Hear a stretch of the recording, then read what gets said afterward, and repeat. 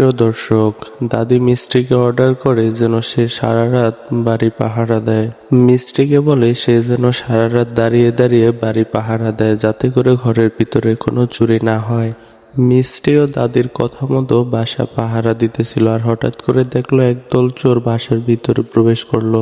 আসলে সেখানে ছিল অনু, যে ছদ্মবেশে বাড়ির ভিতরে প্রবেশ করে।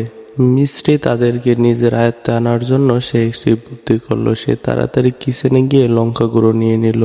যখনই চোরের দল তার কাছে আসলো, সে তাদের চোখে মুখে লঙ্কা গুঁড়া ছুঁড়ে মেরল।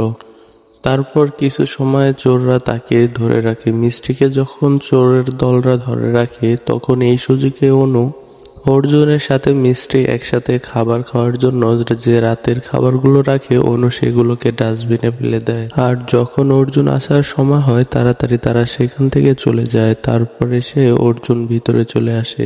অর্জুন এসে যখন খাবার খেতে বসে, তখন মিষ্টি অন্য জায়গায় কি যেন আনতে গিয়েছিল।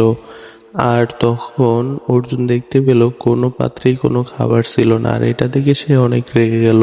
এটা আবার অনু লুকিয়ে লুকিয়ে দেখতেছিল, আর তার প্ল্যান সাকসেস হওয়াতে সে খুব আনন্দিত ছিল। আর অনু এই সুযোগকে কাজে লাগানোর জন্য আগে থেকেই কিছু খাবার লুকিয়ে রেখেছিল, আর সেটিকে এনে অর্জুনকে খেতে দেয়। আর অর্জুনও কোনো কিছু না বলে অনুর সাথে সে খাবারগুলো খেতে থাকলো। তো বন্ধুরা, ভিডিওটি কেমন লেগেছে অবশ্যই কমেন্ট করে জানাবেন। আগামী পর্বে যে টুইস্ট রয়েছে সেটি দেখার জন্য আমাদের চ্যানেলটি অবশ্যই সাবস্ক্রাইব করে রাখবেন। সবাই ভালো থাকবেন।